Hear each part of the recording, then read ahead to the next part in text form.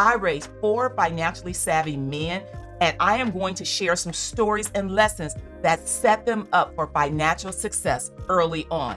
But before we jump in, don't forget, I need you to like, comment, and subscribe so you don't miss out on any wealth building information.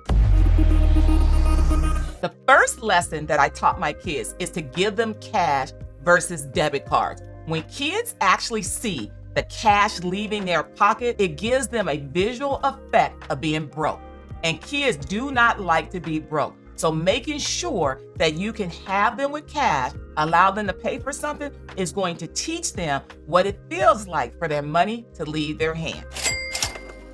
Number 2, involve them in the household bill paying. We try to protect our kids and shelter and shield them from so many things. But I have found as a parent, I'm not shielding my children. When I am sitting down paying the electric bill, they need to come over here. They need to sit down with me, and they need to understand that I am paying $500 and something for that electric bill because you don't turn those lights off, kids. So when you're asking me for other things, understand I will have more money if I'm not paying more towards utility bill.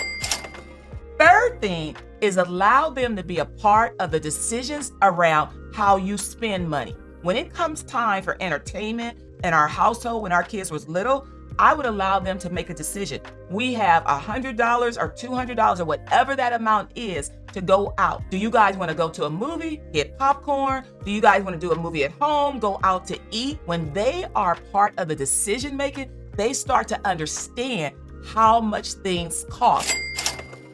And the fourth thing that I do is I allow them to decide how they want to spend their money, even when it comes to school shopping. I want to tell you a story about one of my favorite sons, Carlton. I will never forget when I allocated money for their school shopping. I said, here's your bucket of money. I think at that time it may have been $200, whatever the case may be, and you're going to get to school shop with your $200.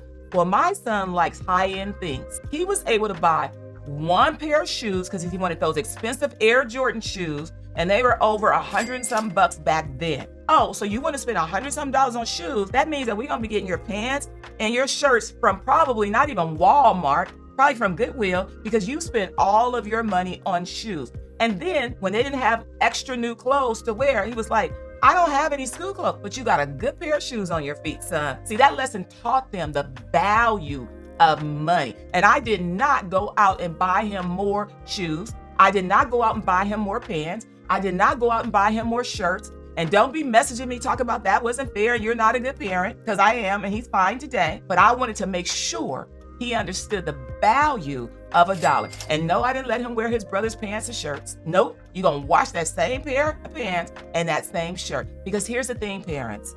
Once we teach our kids the value of money, they will respect money. They will learn how to earn money. But it's up to you, because I've already taken care of my kids. And now that you know better, you absolutely have to do better. That is why I am going to tell you, you need to like it, you need to comment, and you do need to subscribe to my channel so I can keep you updated on all things parenting, taxes, business, and wealth building, because I have done it all.